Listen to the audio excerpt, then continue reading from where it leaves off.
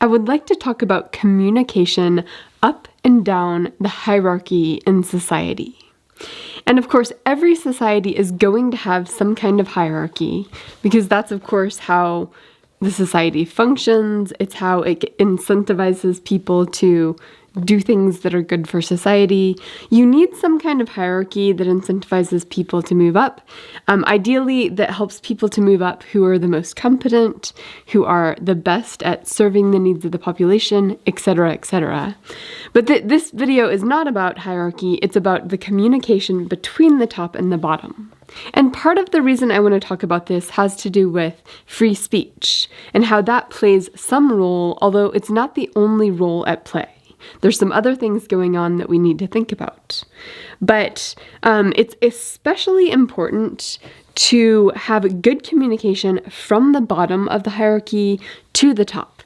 Because, of course, people at the bottom are vulnerable in many, many ways. And the people at the top actually have the power to restructure things and to address grievances of people at the bottom if they can actually hear those grievances accurately. Now, on this diagram, I've added spigots along the way because some of these lines of communication between the top and the bottom can be turned up or turned down. And sometimes the people at the top have a little bit more power in terms of turning on or off the spigots than people elsewhere in the hierarchy. And I think that ability to turn down the volume of grievances at the bottom is something that's really, really important.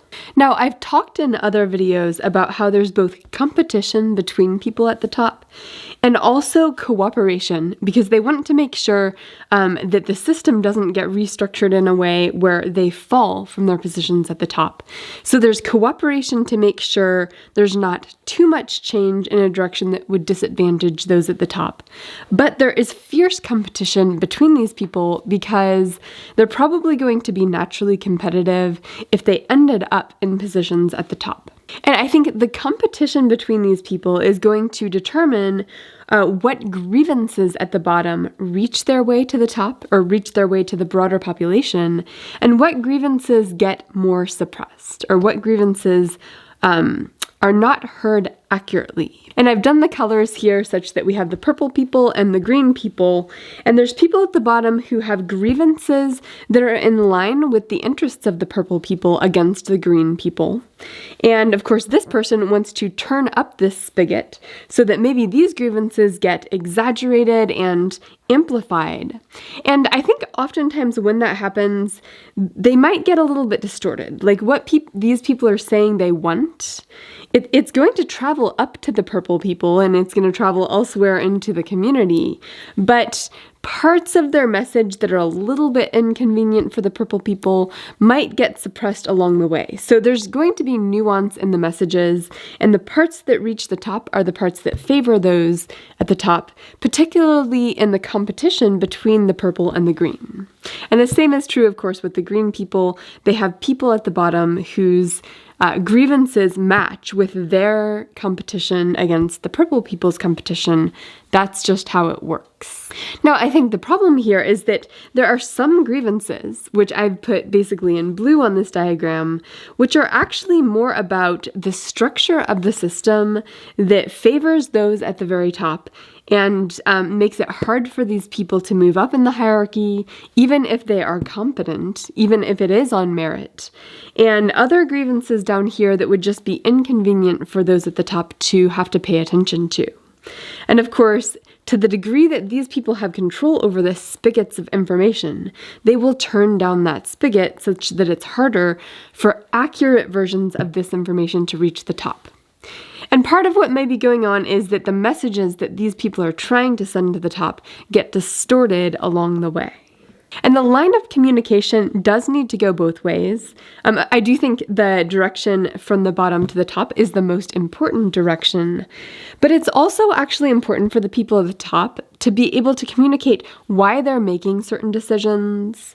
Because, of course, there are difficult decisions to be made at the top where you have to balance trade-offs. And they may have to say no to some people at the bottom in light of sort of a bigger societal issue. And being able to communicate that down the hierarchy, I think, is also important.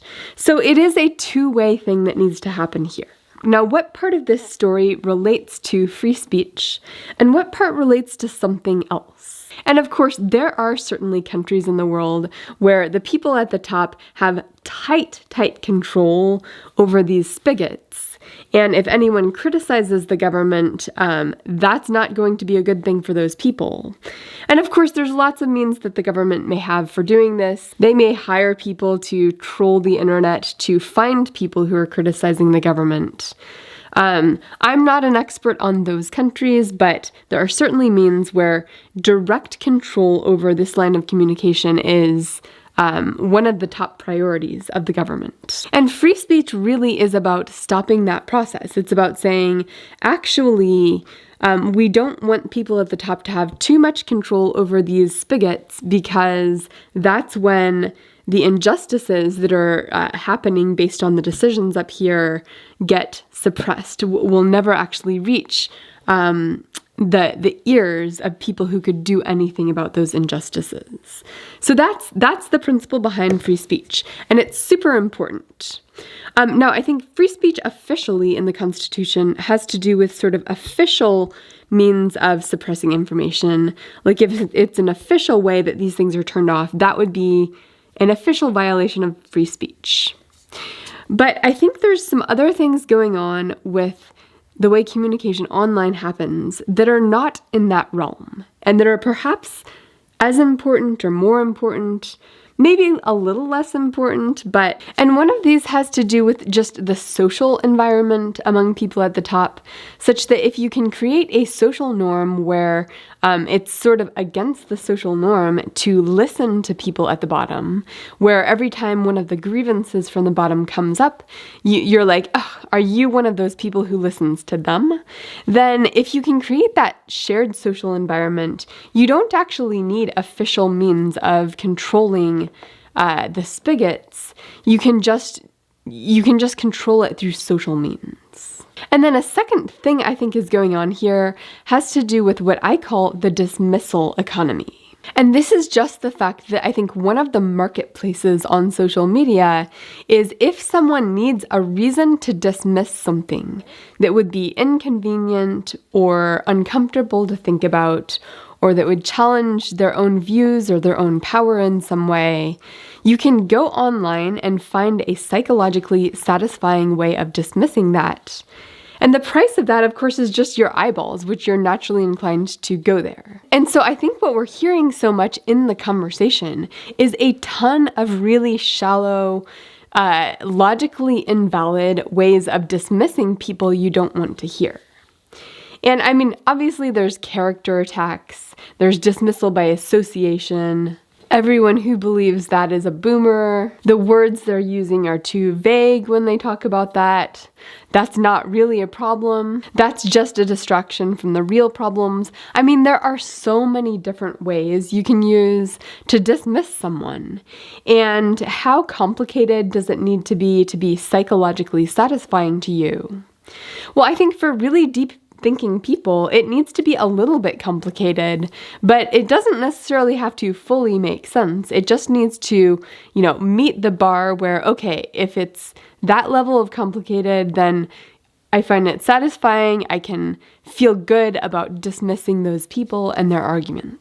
Now, this phenomenon, I think, is actually necessary in the current online environment because nobody has the cognitive power to fully comprehend everything that's a problem or a danger anywhere in the world. And the online environment basically just packages up a whole bunch of threatening information and scary information and, information that would be upsetting. And it just hits you with that information one piece after another. It's just like over and over, shooting constant information at you. You need a way of figuring out what am I actually going to listen to and what will I dismiss. And if that's well-packaged information, like it will be online, you need a psychologically satisfying way of saying, that's not an issue, I'm not going to listen. So I don't want to say that this is bad, that this is happening. It's necessary.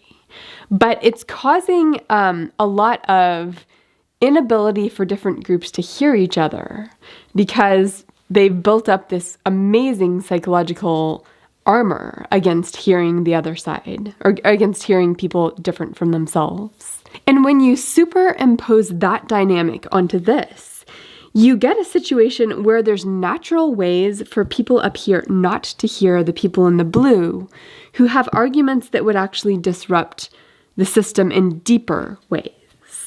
So I think that's going on, and it's a problem.